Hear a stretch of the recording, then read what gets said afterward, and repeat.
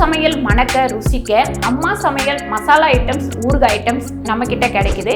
நீங்க கீழே வந்து நம்பர் கொடுக்குறேன், நம்பர்ல கான்டாக்ட் பண்ணுங்க. வணக்கம், நான் உங்கள் அம்மா சமையல் மீனாட்சி. இன்றைக்கி நம்ம சூப்பரான ஒரு டபுள் பீன்ஸ் அடை தான் பண்ண போகிறோம். இது பார்த்திங்கன்னா உங்களுக்கு காலையில் பிரேக்ஃபாஸ்ட்டுக்கு நைட்டு டின்னருக்குமே யூஸ் பண்ணிக்கலாம். இதில் வந்து டபுள் பீன்ஸில் பார்த்திங்கன்னா நல்ல ஒரு சத்து இருக்குது. நிறைய பேர்த்துக்கு இந்த டபுள் பீன்ஸு பொரியல் பிரியாணி அந்த மாதிரி தான் பண்ண தெரியும். தோசையாகவும் ஊற்றிக்கலாம், அடையாகவும் ஊற்றிக்கலாம். நான் இன்றைக்கி அடை பண்ண போகிறேன். வாங்க எப்படி பண்ணுறதுன்னு பார்க்கலாம். டபுள் பீன்ஸ் தோசைக்கு ஃபஸ்ட்டு வந்து நம்ம பச்சரிசி ஊற வச்சுக்கலாம். ஒரு அளவுக்கு பச்சரிசி சேர்த்துருக்கேன். பாசிப்பருப்பு பார்த்திங்கன்னா ஒரு கப் அளவு போட்டுக்கலாம். ஜவ்வரிசி வந்து ஒரு 3/4 கப் அளவுக்கு சேர்த்துக்கலாம். இது எல்லாத்தையும் சேர்த்துட்டு நல்லா நம்ம தண்ணி ஊற்றி ஒரு 2 மணி நேரம் ஊற வச்சிடலாம்.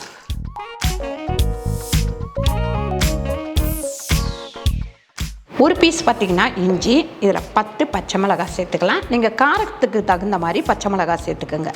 டபுள் பீன்ஸை பார்த்திங்கன்னா நான் வந்து நல்லா தோலெல்லாம் எடுத்து உரித்து வச்சுருக்கேன். தண்ணியில் போட்டு கொஞ்சம் நேரம் வச்சிங்கன்னா அது தோல் எடுத்திங்கன்னா தோல் வந்துடும். தோல்லாம் எடுத்து வச்சுருக்கேன்.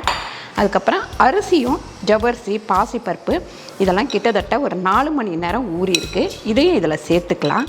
பெருங்காயம் பார்த்திங்கன்னா ஒரு 1/4 டீஸ்பூன் பெருங்காயம் சேர்த்துக்கலாம். 1 ஸ்பூன் அளவுக்கு உப்பு சேர்த்துக்கலாம். இது எல்லாத்தையும் சேர்த்து நல்லா அரைச்சி எடுத்துக்கலாம். இதில் ஒரு 1/2 டம்ளர் அளவுக்கு தண்ணி ஊற்றிக்கலாம். இந்த அளவுக்கு கொருன்னு நல்லா அரைச்சி எடுத்துக்கோங்க. இதில் கொஞ்சமாக கொத்தமல்லி சேர்த்துக்கலாம். அதுக்கப்புறம் கருவேப்பிலை சேர்த்துக்கலாம். ஒரு 2 வெங்காயம் பொடியாக நறுக்கி வச்சுருக்கேன், இதை சேர்த்துக்கலாம். உங்களுக்கு தேவைன்னா இதில் தேங்காய் கூட சேர்த்துக்கலாம். நான் தேங்காய் சேர்க்கலை. நம்ம தோசையாக ஊற்றுறதா இருந்தால் நம்ம வந்து இன்னும் கொஞ்சம் நைஸாக அரைச்சிட்டு இதில் வெங்காயம் கொத்தமல்லி கருவேப்பிலை இதெல்லாம் சேர்க்காமல் அப்படியே தோசையாக ஊற்றிக்கலாம். பாருங்கள், இப்படி லைட்டாக கொஞ்சம் எண்ணெய் தடவிக்கோங்க. தடவிட்டு இப்படி சின்னதாக ஊற்றிக்கோங்க.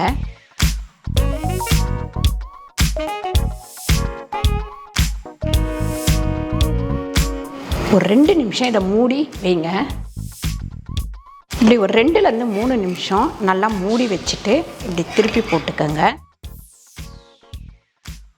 பாருங்க, 2 பக்கமும் நல்லா வெந்ததுக்கப்புறம் எடுத்துக்கலாம்.